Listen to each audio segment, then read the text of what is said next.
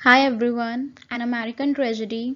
ये एक true crime based story है एंड ड्रेजर का काफ़ी ज़्यादा सक्सेसफुल वर्क था ये। एंड इसे काफ़ी बार बैन भी कर दिया गया था बट एट लास्ट ये काफ़ी ज़्यादा सक्सेसफुल वर्क निकल कर आया था। So without wasting any more time let's proceed with the story now.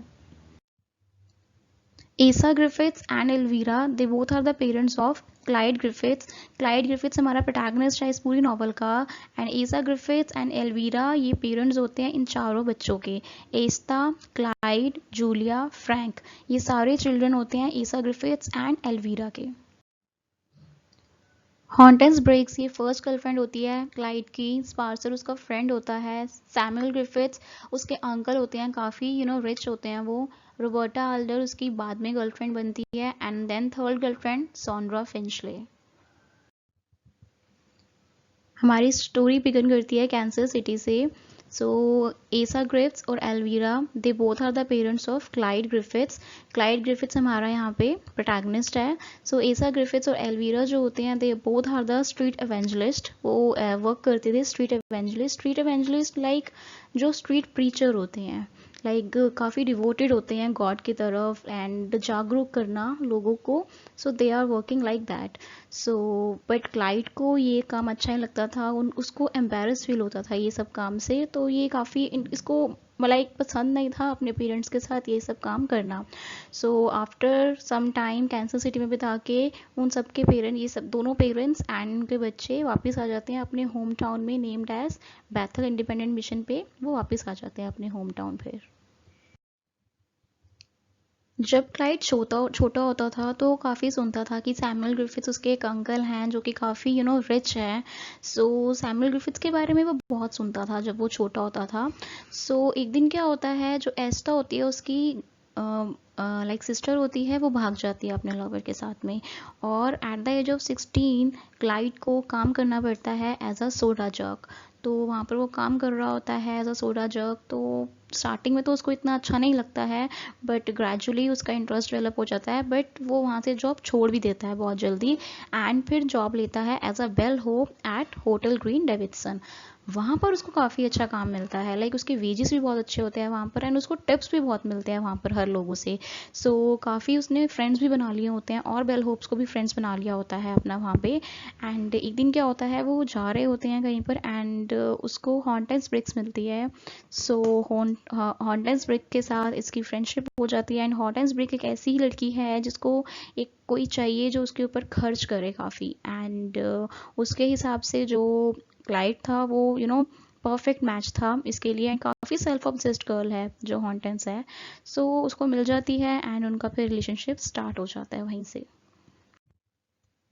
सब अच्छा चल रहा होता है बट एक दिन एस्टा वापस आ जाती है जो भाग गई होती थी अपने लवर के साथ। सो वो प्रेग्नेंट होती है एंड उसको उसके हस्बैंड लाइक लवर ने छोड़ दिया होता है। उसने प्रॉमिस किया होता है कि वो शादी करेगा एस्टा से बट उसे प्रेग्नेंट बना के वो छोड़ देता है।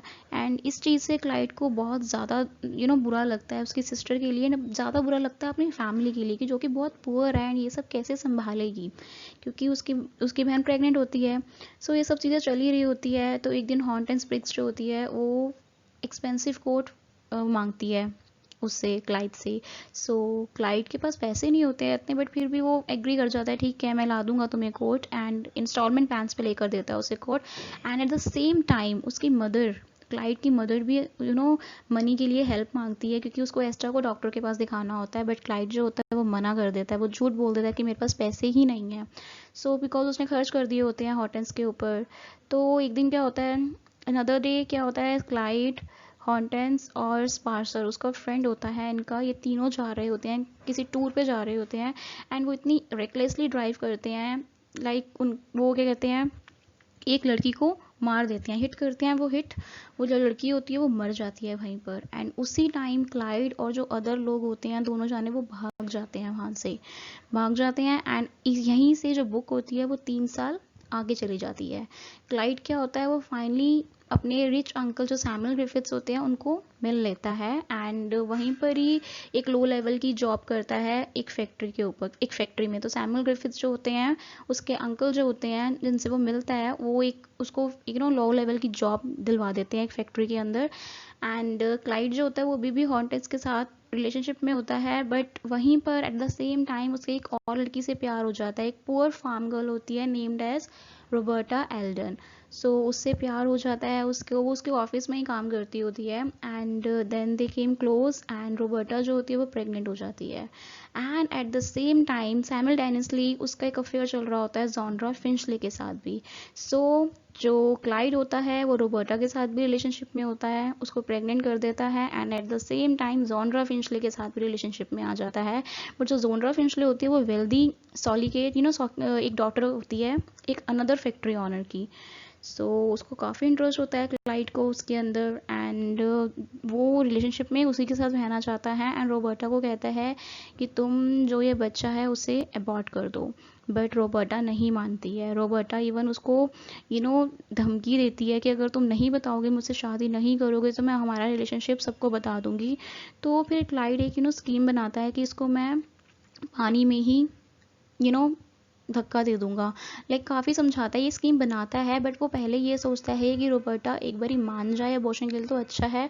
बट रोबर्टा नहीं मानती है अबॉर्शन के लिए, एंड इंस्टेड उसे धमकी देती है कि वो उसके रिलेशनशिप के बारे में सबको बता देगी। क्लाइड काफ़ी समझाता है उसे, बट नहीं मानती है। तो वो कहती है नहीं, मैं तो सब कुछ बता दूंगी अगर तुम नहीं करोगे। तो रोबर्टा ये उसे धमकी देती है। तो क्लाइड फाइनली सोचता है कि मैं इसे मार दूंगा। तो ये क्या सोचता है कि मैं बोट के पास लेकर जाऊंगा, एंड उसे वहीं पर वो मर जाएगी, डूब जाएगी वहीं पर, एंड फिर ये एक एक्सीडेंट लगेगा। एंड ऐसा ही होता है, बोट के पास तक लेकर जाता है रोबर्टा को क्लाइड, एंड वहाँ पर वो डूब जाती है एंड मर जाती है। जो क्लाइड के वो होते हैं लॉयर्स होते हैं, वो काफ़ी हार्ड वर्क करते हैं कि उसे बचा लिया जाए, but at last he found guilty and he is put to death by the electric chair. कुछ की फैक्ट्स हैं, पब्लिश 1925 में हुई थी, जॉनरा क्राइम फिक्शन ट्रेजेडी है इसका। मैं लास्ट में बता रही हूँ की फैक्ट्स बिकॉज अब अच्छे से समझ आ जाएगा आपको। एंड ये भी नॉवल एक बेस्ड करती है एक मर्डर ऑफ ग्रेस ब्राउन के ऊपर, जिसका 1906 में मर्डर हो गया था। ऐसा माना जाता है जुलाई 11 1906 में रिजॉर्ट ऑनर ने एक ओवरटर्न बोट दिखी थी उसको, बिग मूस लेक है न्यूयॉर्क के अंदर। तो उसके अंदर बॉडी थी ग्रेस ब्राउन की, एंड ऐसा माना जाता है कि उसका जो बॉयफ्रेंड है चेस्टर जलेट, उसी ने उसको मारा था, एंड उसको सेम पनिशमेंट मिली थी इलेक्ट्रिक चेयर पे, जैसे कि क्लाइड को मिली है। ये पूरी नॉवल उसी पे बेस्ड है, एंड इस नॉवल को बैन कर दिया गया था बॉस्टन डिस्ट्रिक्ट अटॉर्नी में, क्योंकि वो सोचते थे कि यूथ के ऊपर अच्छा इफेक्ट नहीं डाल रही, एंड इसको नाजी जर्मनी के अंदर बर्न भी कर दिया गया था इस नॉवल को।